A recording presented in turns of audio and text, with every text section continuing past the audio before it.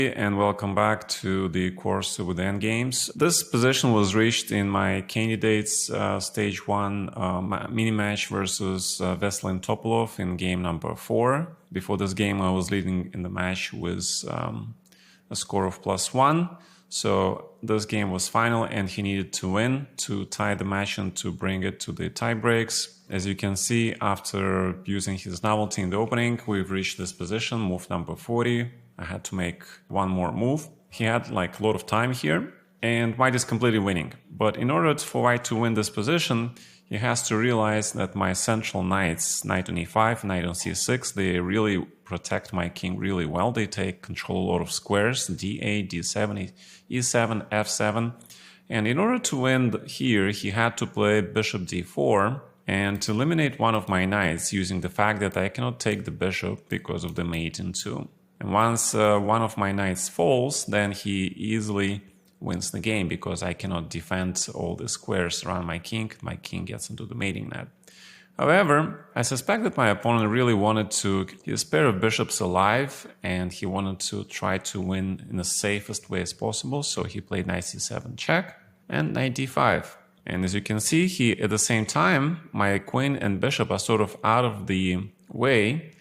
And it looks like white knight and queen are hitting the pawn on f6, which I cannot protect, and then the pawn on g5 will fall, and the knight on d5 is really well protected, so it looks absolutely fantastic for white. Well, when you're in trouble, you have to try to play active chess, so I tried to play queen e2. This was the time control move. Queen takes f6, king e8, and now, white has a lot of choice. I realized at this point that my position was probably lost, so I resigned myself to the idea that we'll be playing tie breaks next day. I am pawn down, my king is under mating attack, white has a pair of bishops, very strong bishops, greatly placed queen knight, central pawns, the pawn g5 is falling. But it still requires some accuracy from white, because the queen on e2 and knight on e5 are still possessing some attacking counter abilities, with the white king on h2 and bishop on g2 being slightly passive.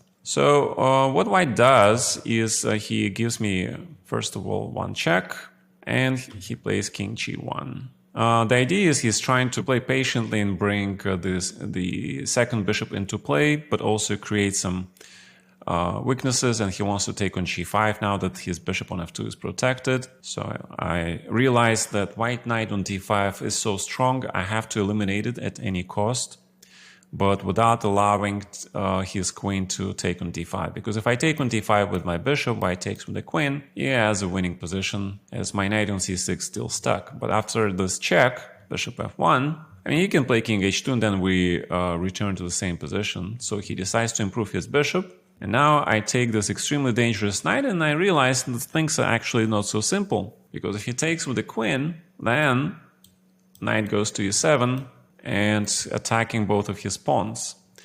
After bishop e2, trying to counterattack the pawn, you take on f5, bishop h5, king e7.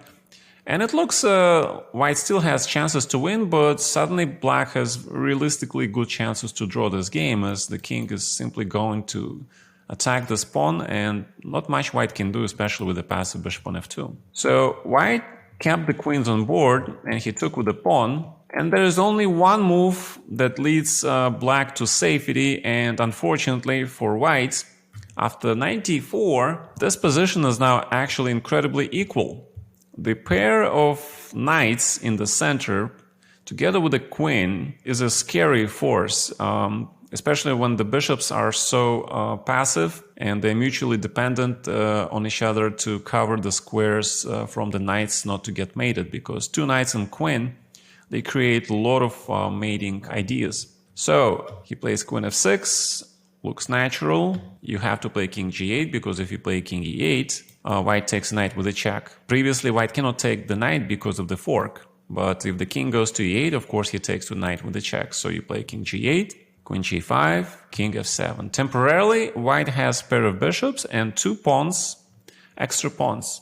But while black king is very open, the pawn is protected and white has no more checks. And white also has to deal with the fact that there is knight e2 check coming, followed by king g2, queen takes d5 check, and then knight f3 check. And white has to do something.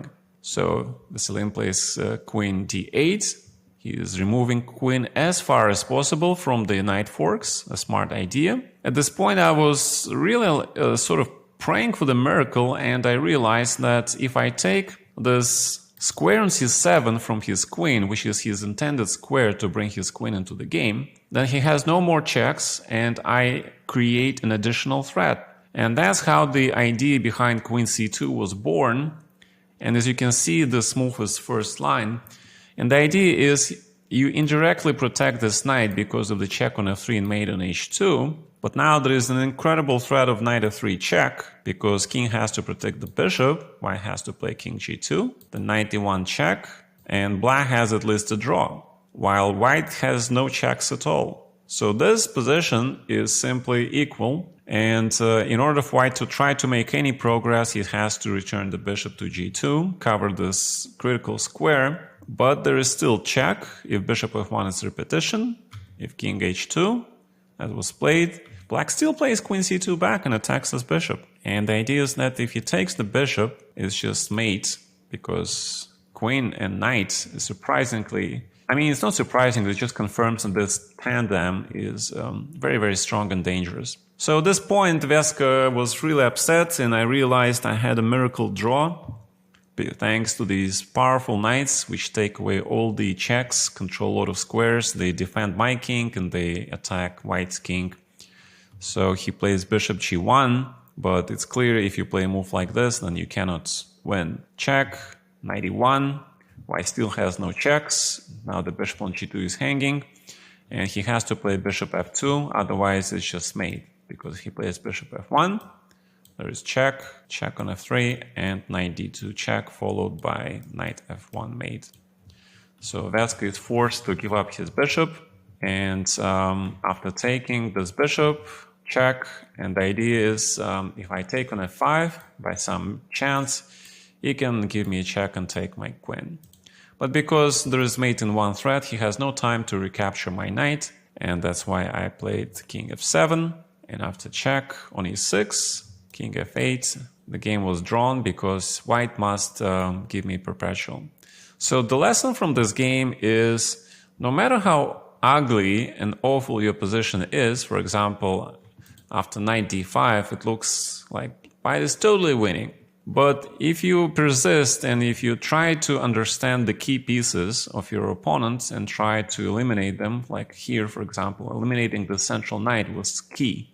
This knight was key to white's position, and try to create some active defense. It would offer you a great chance to save your game. All right, thank you.